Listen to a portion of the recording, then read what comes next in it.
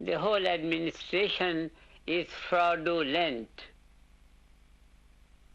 Huge militaries and more military powers are being amassed, and weapons are bought by these weapon creating countries. Weapons are being sold by those who are custodians of world peace. What a fraudulent perspective of life. This is civilization.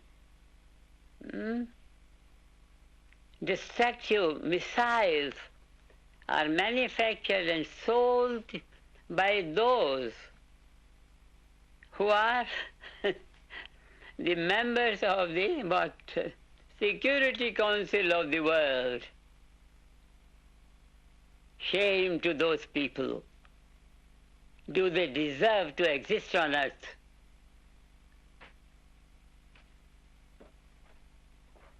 Such false existence.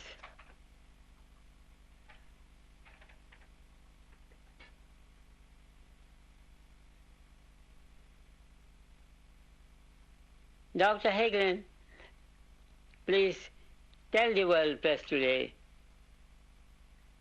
what was the fear from these missiles and all these new weapons. He was the first scientist to declare. And now, on that level, you are gathering the scientists because the scientists have become slaves of those fraudulent administrative powers who by force, by law, by force of law, collect the money of the people of the country and use them to create enemies abroad everywhere. Tell the world press, remind them after 50 years what Einstein has alerted the world from.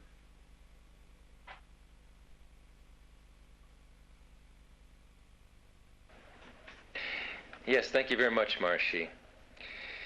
In 1945, the nuclear force and its destructive capability through nuclear weapons was first unleashed on humankind in two bombs that decimated Hiroshima and Nagasaki at the end of World War II. Since that time, the intelligentsia of the world, the scientists of the world, have been alerting their political leadership of the extreme danger to humankind posed by these new weapons. Within a few years of World War II, a more powerful version of the nuclear bomb, the so-called hydrogen fusion bomb or thermonuclear bomb, was developed with a destructive potential thousands of times more powerful than the bombs that decimated Hiroshima and Nagasaki. The very existence of such weapons transformed the dynamics of the world to the point where Einstein and Russell and the leading scientists of his day back in 1955, 50 years ago, in a very striking and clearly worded objective document signed by scientific representatives of all nations of the world, irrespective of whether they were members of communist countries or non-communist countries, and so forth, of one mind and uniform consensus were the experts and scientists of the world that nuclear weapons absolutely could not, must not ever be used again, particularly the vastly more powerful generation of nuclear weapons that followed World War II. In a very striking document that was signed by the top scientists of the entire world back in 1955, Einstein and colleagues described with great clarity and objectivity the implications for the world should nuclear weapons ever be unleashed again. Implications that really amount to the destruction of the human race as a species, and even providing vast danger to numerous other plant and animal species as the whole world becomes shrouded in radioactive fallout and what is called nuclear winter, where the sun cannot shine for months or years, when the dust of the world, pounded by nuclear weapons, clouds up and actually prevents the sun from shining on Earth. So the description was very clear and compelling.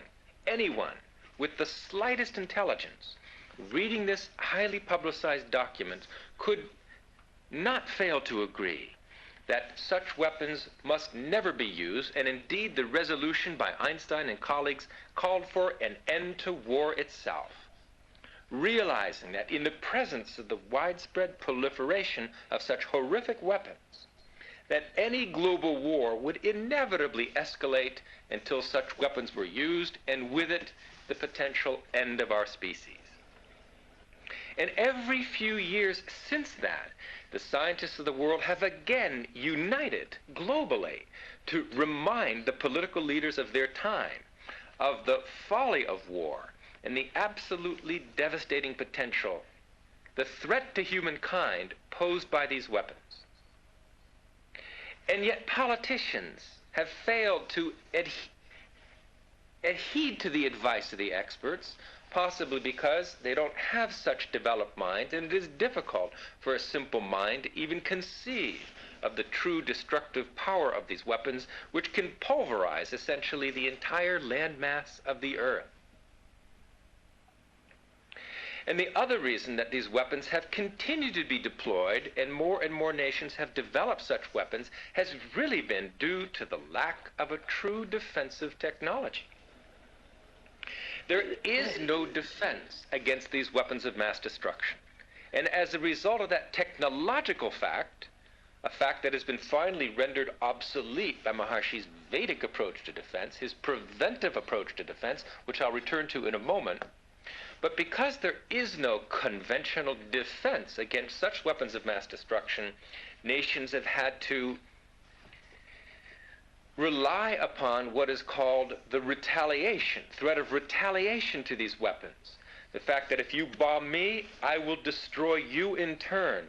And it is this so-called mutually assured destruction in this age of nuclear overkill that has been the precarious balance of forces on Earth. But such a peace based upon assured destruction is a very unstable peace. And the world has been shrouded in this umbrella of potential nuclear destruction for over a generation, where any mistake by any leader, some crazed leader, some drug-abusing leader, for example, could precipitate a war in a fit of madness and take the world to destruction. That has been the nature of the unstable peace on Earth, causing the scientists of the world again and again to declare that it is time for the elimination of such weapons and war as an institution. But again, the problem has been collective stress, and fear has gripped the world, and this extremely primitive thinking that if I cannot defend myself, at least I can destroy you. That concept of deterrence based on mutually assured destruction has been the basis of peace on Earth, and an extremely primitive and dangerous basis it has been.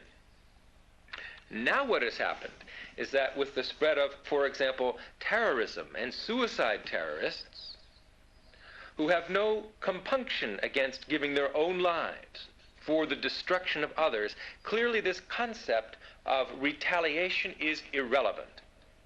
There is no credible threat of retaliation against a suicide bomber who has already taken his own life for the sake of claiming others. So this very concept of defense based upon offense is totally irrelevant and ineffective today.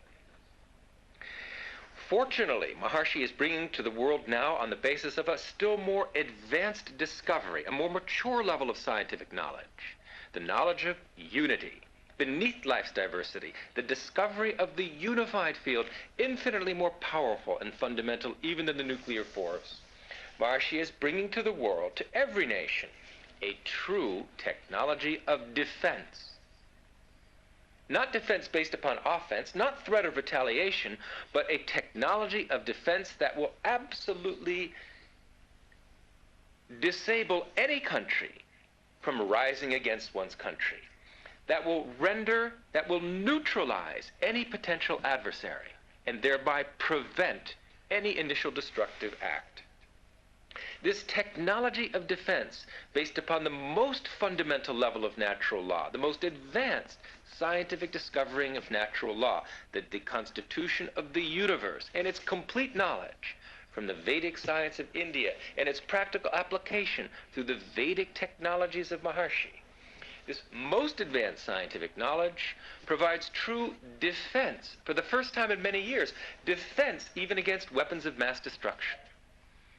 And the only possible defense against such offensive weaponry is to neutralize an enemy and neutralize the enmity in a potential adversary. And by neutralizing the negativity, neutralizing the stress, prevent an enemy from arising. That is the only effective defense in any age, but in particular in today's age of weapons of mass destruction and missile technologies. The only defense is to prevent the birth of an enemy. And this can now finally be achieved on a scientific basis, on a proven basis, through the most advanced scientific discovery and its proven application through the Vedic technologies of Maharishi. Now at last, every government has a means to actually achieve true defense. Not just the satisfaction of being able to destroy one's enemies after one has been destroyed. That primitive sense of defense is of little use to anyone anyway. But actual defense that neutralizes an enemy and prevents, therefore, an attack from arising. The Vedic principle of Hayam Dukkam Anagatam, averting the danger before it arises. And this neutralizing of an enemy is the ability to target and diffuse the enmity in a potential adversary by accessing and harnessing the supersymmetric field of peace, the unified field of natural law, millions upon millions of times more advanced, more fundamental, and more powerful than the nuclear force. This is the new technology of peace, true defensive technology, to render any nation invincible to attack on a fundamental basis that Maharishi is bringing to the world. And this will put an end to that desperate search for national security in an age of assured destruction.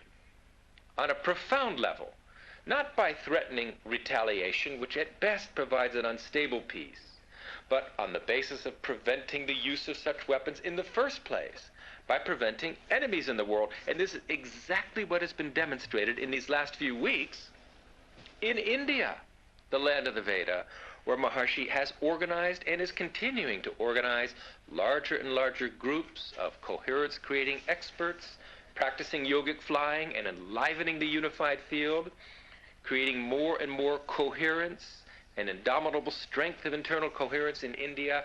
On the basis of this, even initial effort to establish coherence-creating groups of Vedic pundits practicing yogic flying and the Vedic performances of yajna and grahashanti. Already we see from the press, India's enemies are becoming neutralized. Pakistan, long-standing enemy, dangerous rivalry, being transformed into a friend. After 60 years of border disputes that have caused the world to declare this part of the world to be one of the major flashpoints for potential world war. All that seems to have come to an end as the leaders work diligently to provide a peace due to what? Due to a rising desire for peace on the part of the people of these neighboring countries. India-Chinese relationships, India-Japanese relationships, relationships with Nepal, etc. All of India's relationships are being warmed and negativity diffused. Through what? The only thing that has changed is increased coherence in the collective consciousness of India through some small measure of application of the Vedic technologies of defense. And Maharishi, we have, if Maharishi wishes and if time allows, at some point during this press conference, a 10-minute report showing this powerful evidence of rising invincibility in India and in Asia through the Vedic technologies of defense. We've already seen how the global press and the global population is awakening to the profound benefits of transcendental meditation. But this is just one evidence of rising collective consciousness. Evidence also exists on the political level and on the level of global peace as a result of rising coherence within India. But all of this evidence shows on top of 600 previous scientifically published studies on this phenomenon, all of this political evidence in the press shows that it is possible to transform an enemy into a friend. And that is the only true defense in today's weapons of mass destruction, and that is the absence of an enemy that can be practically achieved on a provable basis and a measurable, tangible basis through the application of the Vedic approach to defense, accessing and harnessing the unified field. And finally, I just wanted to mention briefly that the scientists of the world are uniting again for peace. At this time of the renegotiation of the Nuclear Non-Proliferation Treaty in the United States, in New York, at the United Nations today, the scientists of the world are stepping forward again to call for the abolition of nuclear weapons and an end to war as an institution of foreign policy. This time, however, equipped with the true technology of defense, not just advocating restraint, which seems to be difficult for the politicians to adhere to, given their fear of attack and the widespread stress in collective consciousness. Now the scientists are equipped with a true defensive technology that will render any nation invincible by preventing the birth of an enemy, a true defensive defense, preventative defense, which is Vedic defense. So the scientists are uniting to establish a global peace government. Peace-loving scientists in every country, equipped with the knowledge of the unified field and the Vedic technologies to use it, are combining together to provide the knowledge to their governments and to their people that will raise the nation to invincibility and provide the much-needed national security, not in this primitive and unstable sense of retaliation and destruction, but on the secure ground of preventing the very birth of an enemy. So it's a very exciting time, Maharishi, and the news reports of this week confirm a continued softening of world events, increasing coherence in collective consciousness, particularly in India and radiating from India to its neighbors, even beginning to touch areas as far away as the Middle East. So it is a very extraordinary time in the history of the world where the advice of the scientists for peace will be taken because now the scientists have something more practical to offer, a proven technology of peace to replace nuclear weaponry and provide true invincibility on the ground of indomitable internal coherence. So at this point, Maharishi, we could take a few questions from the press if you prefer, or we could hear a summary of press reports showing increased positivity in India and in Asia and throughout the world on the basis of Maharishi's initial steps to create the effect of peace and coherence in that part of the world. Take a few questions. It will be interesting. And then we go on that.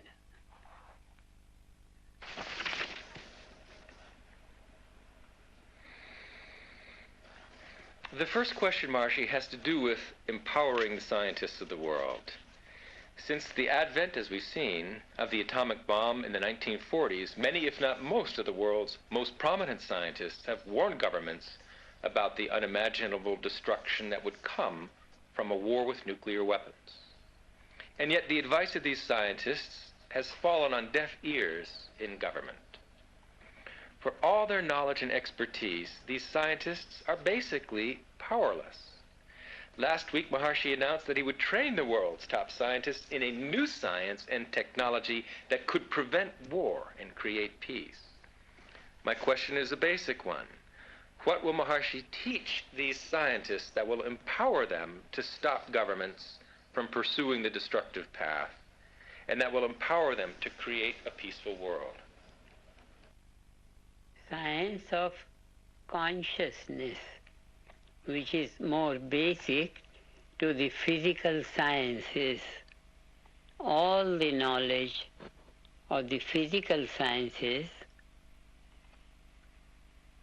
have their basis in the science of consciousness. Consciousness in its self-referral state is science and technology both in itself. I train these scientists in that science where the science is a scientist itself. It's a science, it's a technology, it's the scientist,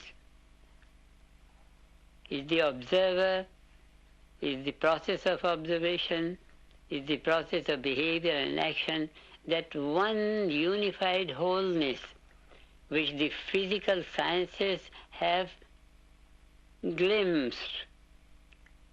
I'll give them a perfect knowledge of that with the technology of that, and whereby this awareness of the scientist will be the awareness of total natural law, self-referral and object-referral in itself. That is what I am going to bring fulfillment to the aspiration of every scientist. So your call for all the scientists of the world to come up and don't feel defeated by the power of the government, but amass a bigger power than the power that is administering through these present governments. Present governments are based on the constitution made by human intelligence.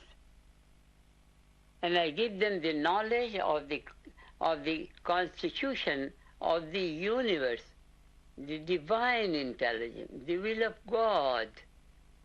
That is what the scientists are going to find fulfillment in my training program to the scientists.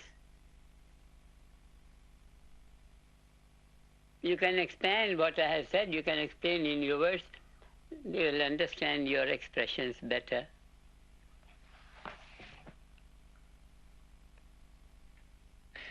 Maharishi's made a very remarkable point about the nature of the unified field and the technology of the unified field, touching upon the important question as to how does one apply this most fundamental knowledge of nature's supreme organizing intelligence through which nature governs the vast field of diversity from the field of unity. How does one practically apply it? The application Maharishi's just explained and the knowledge that will be given in this special training course to the world scientists, the application is spontaneous because the level of unity is the level where the knowledge, the science, is its own technology. As individual awareness identifies with the unified field, and as this unified field of total knowledge, total natural law becomes fully lively in the individual awareness, thoughts and actions arising from this field of unity are so suffused with the quality of total natural law that these thoughts and actions are fully aligned with natural law, which means two things. Action aligned with natural law is action aligned with the same nourishing evolutionary intelligence that sustains the vast universe and millions of species here on Earth. Therefore, such thoughts and actions aligned with this universal nourishing intelligence are automatically of a purely life-supporting nature. Only positive benefit can come from contact with the field of unity. Also, thoughts and actions aligned with total natural law are thoughts and actions fully supported by total natural law, where an impulse of thought rising from this universal field of intelligence, where an impulse of thought is an impulse of the unified field, which means is an impulse of total natural law, which means the total organizing power of natural law that governs the universe is moved, is rising in fulfillment of that thought, rising in fulfillment of that aspiration. So what comes with this style of softest thinking, and where an impulse of thought is an impulse of totality, an impulse of the unified field, such thoughts and actions spontaneously contain within them the total organizing power of natural law for the very spontaneous, immediate fulfillment of an aspiration.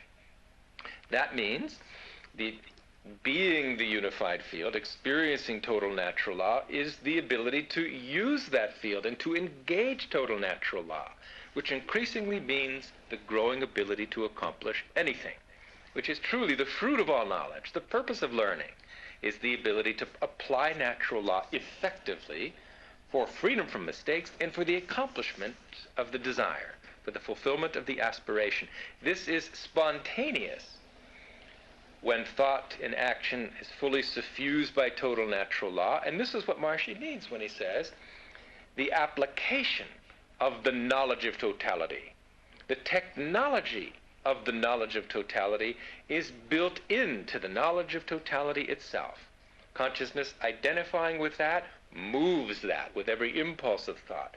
And when total natural law moves, those laws of nature can accomplish anything, just as the unified field always accomplishes the evolution of the entire universe and gave birth to the universe 13.7 billion years ago and continuously gives birth to expanding universes. So it's a very, very different type of technology. It doesn't require anything other than itself to apply it. The enlightened consciousness of the individual scientist, identified with the field of total natural law, is the very instrument, human nervous system, to engage total natural law to work for one. And that'll give the scientists the ability to really govern society without necessarily resorting to the traditional abilities of government to tax their citizens and to coerce them to pay money or to legislate human behavior. The scientist who is in contact with total natural law will be able to govern society through the strength of their own consciousness and by gaining the skill to raise others in the society to that same level of consciousness in alliance with natural law, through Maharishi's Vedic approach to education, for example, and through the establishment of coherence-creating groups to enliven total natural law in the collective consciousness of the people. The next question, Maharishi, touches on the same subject. Maharishi frequently makes the point during these news conferences that the unified field is a field of togetherness, of peace and dynamism. Quote, peace resides in dynamism, and dynamism resides in peace, Maharishi says. Question, I'm trying to grasp the practical significance of this statement, both for myself and for the world. Why is it important to know that peace and dynamism reside within each other, and why is it important to experience that truth? We know from our daily experience, our daily life has a state of consciousness in perfect peace, deep sleep state of consciousness. Another level of consciousness where one knows what one is doing. So there is silence and there is dynamism. One gets tired of dynamism, one goes to sleep, to silence. One gets tired of sleep and one wakes up, comes to dynamism. One after the other. In one state of peace, one doesn't know what even one is sleeping. And in dynamism, one gets tired, one doesn't know how what silence is. So if there could be a combination of silence and dynamism, then silence will continue, dynamism will continue. Neither silence will get tired nor dynamism will get tired. The life will be a continuum. Eternity will become life. The two opposite values we want to live together so that we know a third level, which is a combined level of the two. Because two we are experiencing. Silence we are experiencing. So much we are experiencing that we don't know what is silence. No experience. But if there could be a way where we could be silent and dynamic, then dynamism will not wear us out, will not get us tired, and deep sleep will be fulfilled with dynamism. So there is no question of waking from the deep sleep, and there is no question from waking from or getting tired from dynamism,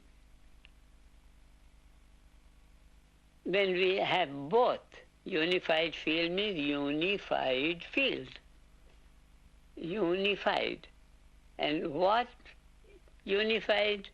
Certainly, opposite values are unified. Similar values are similar. There is no unification in similar values. Only opposite values. When we say unified value, that means opposite values coming together. Now, what are the extreme two opposite values? Silence, dynamism, they are opposite values. They come together. And when they come together, then dynamism is perpetual, peace is perpetual. Peace doesn't devour dynamism. Dynamism doesn't devour peace. Both remain. So life is lived on a cosmic level and on the individual level at the same time. This is the supreme level of evolution of life, that the individuality enjoys practicality of cosmic reality. This is why we want two together, sleep and waking together. That makes sense?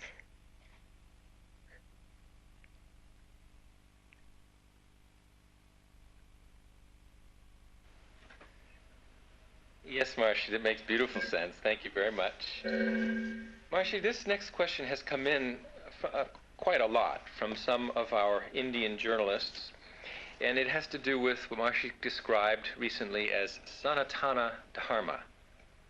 Maharishi spoke recently about Sanatana Dharma, which Maharishi described as an eternal religion that never changes.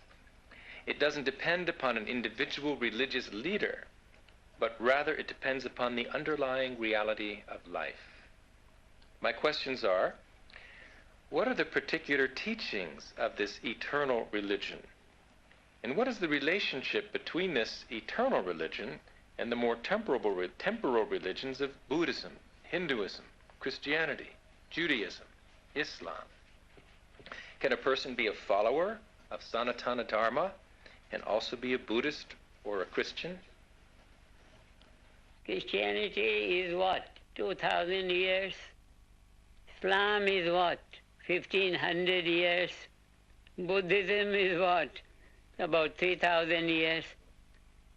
So these 1,000 years which have become religion, they can only be the offshoots of some eternal religion. And that is Sanatana Dharma, eternal religion. Eternal religion. Buddha felt something like that. He gave relief through his beliefs. People took him to be the God. Christ died for something.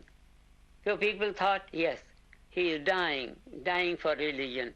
So dying and suffering becomes the ideal of Christianity. People follow Christianity. Muhammad said something, 99 names of Allah, fine, 99 names of Allah, this thing, this thing, this thing. So there is a time value for different religions to bubble up in the space and time. They are all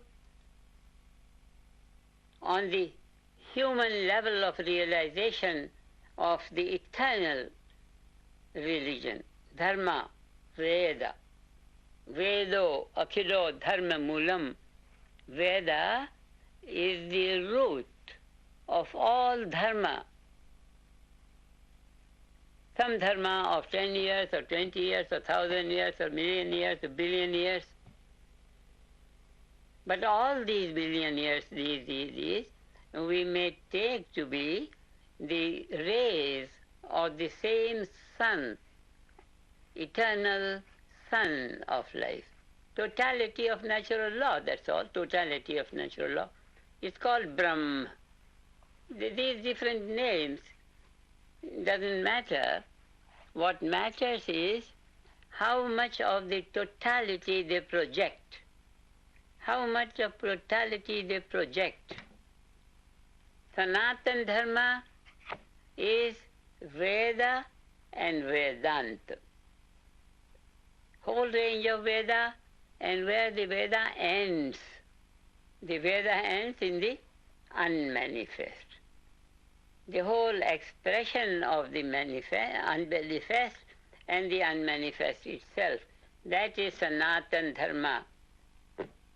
So all these which are called dharmas or religions, which have a starting date and which have an ending date, they are going to have how many? Confucius and how many have come and gone. They started sometime, they ended sometime. So these are the space-time boundaries of within the unbounded transcendental space and time. That is Sanatana Dharma. That is Vedanta. Ved is like that ocean from where all these rivers of religions come out and come out and come out and come out. Those religions which have some time they started, sometime they started. This is the difference. Timeless and time-bound. Ageless and age-bound.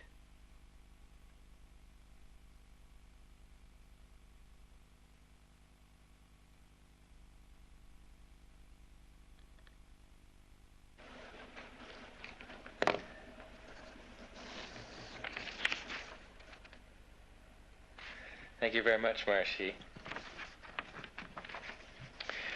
Maharishi could also elaborate on a statement he made last week about thinking from the transcendent. Maharishi spoke about how Raja's training teaches a person to promote thought from the transcendental self-referral level of thinking to gain the power of infinite creative intelligence. Maharishi said that thinking from this level, quote, is not an individual performance, but rather it is the performance of the cosmic mind.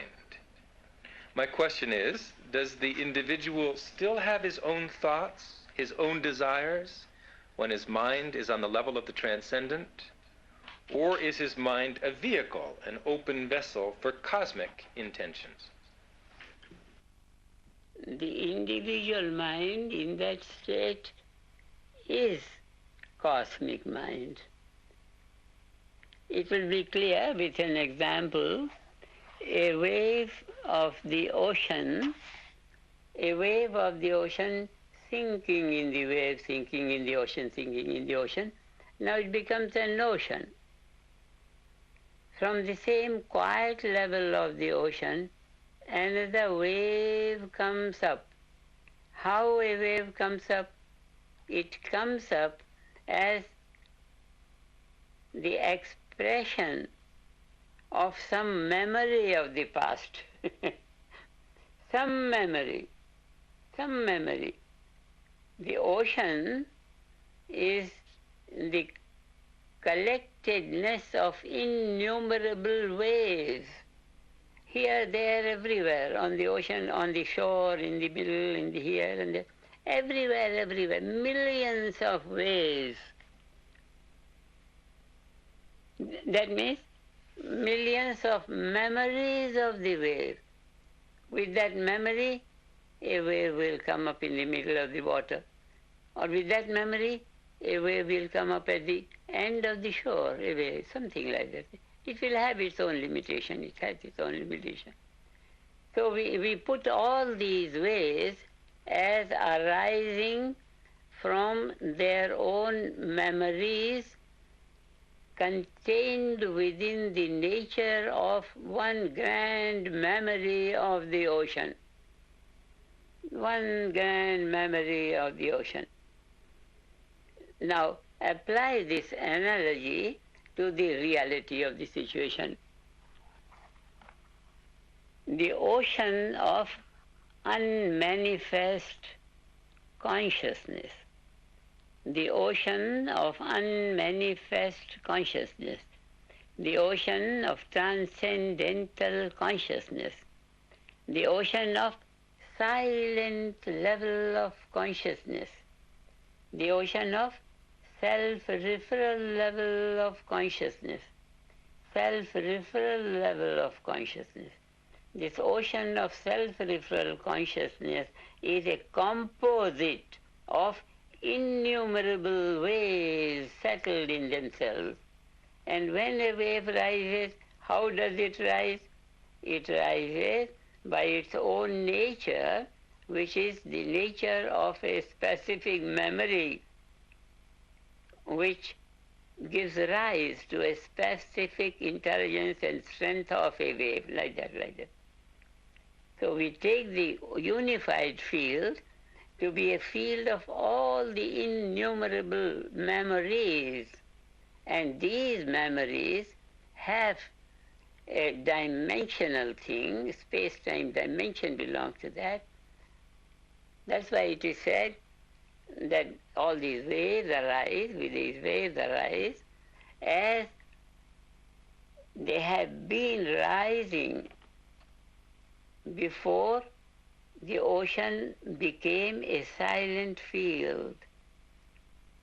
The word is yatha purvam akalpayat. How the creation comes, one great proclamation about it. How the creation arises as it was before. That means the laws of nature, or one grand total cosmic law, which had multiplied itself in different laws of nature before everything came silent, before the dissolution of creation. At the time when the creation dissolved into what? We say unmanifest, transcendental unmanifest field. All the innumerable memories are there, and those memories come up. And those memories come up and they display their unfoldment, certain memories, as it was before. Life as it was before. Life as it was before. And the knowledge of the unmanifest is that knowledge of all the memories collected in their self-referral state, in their unified field state. All the memories are there. That is why the ultimate expression for the individual is that the individual is cosmic. I am totality. In Sanskrit, aham brahmasmi. I am Brahm. I am totality.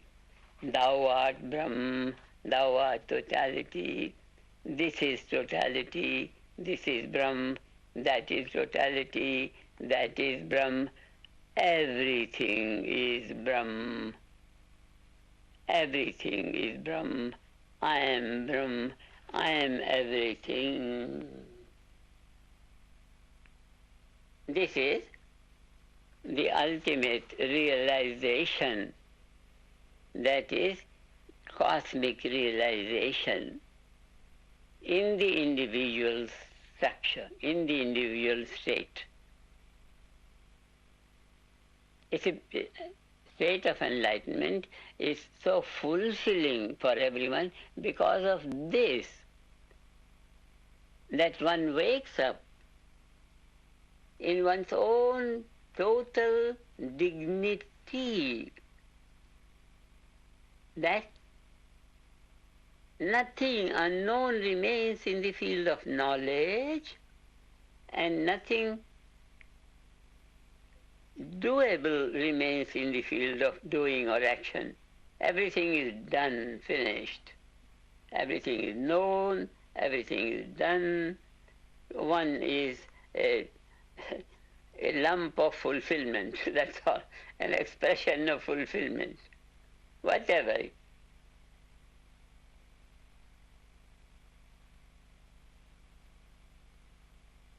It's beautiful.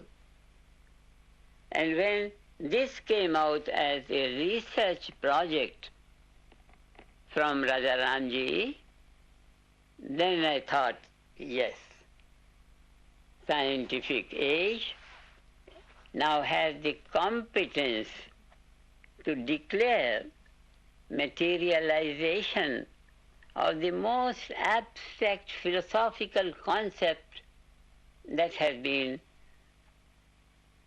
floating around in human awareness for so long time as a pursuit of knowledge. And now, in the scientific knowledge, we can count it, we can describe it, we can touch it, we can see it, we can smell it, we can taste it. All the senses of perception and all the organs of action can put it to action. It is this that created that globalization of human endeavor, globalization of human aspiration for practical realization of the global pursuit of all mankind throughout the ages. That is why a concept of a global country, came out to be realistically, materially established on earth. And that is our pride of achievement in this age. This is the time which fulfills the age-long aspirations of all the seekers of the world. This is the fulfillment of all religions, fulfillment of all pursuits of all physical sciences. This is the level of fulfillment where one realizes oneself in terms of totality.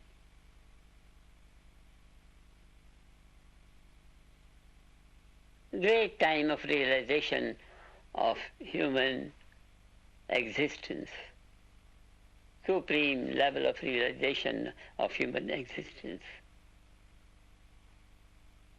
And we are establishing it on all levels of education, on health, on all these agriculture, and all our different fields of activity in the world.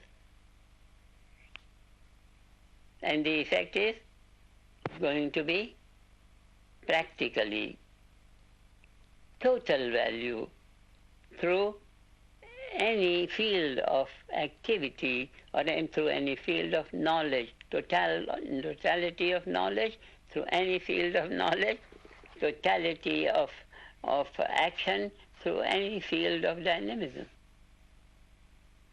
It's an enormous how much the present generation will be capable of realizing doesn't matter, but a few of the people, just a few thousand people here and there, a few thousand people here and there, among the whole mass of human civilization in complete ignorance and darkness. But a few lamps on the road keep thousands of miles of road lighted, properly lighted. And that is our affair.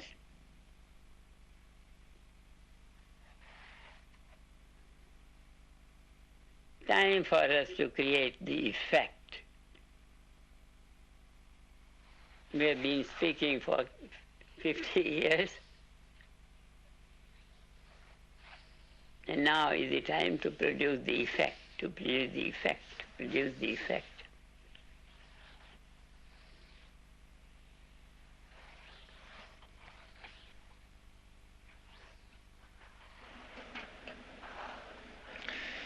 Thank you very much, Maharishi.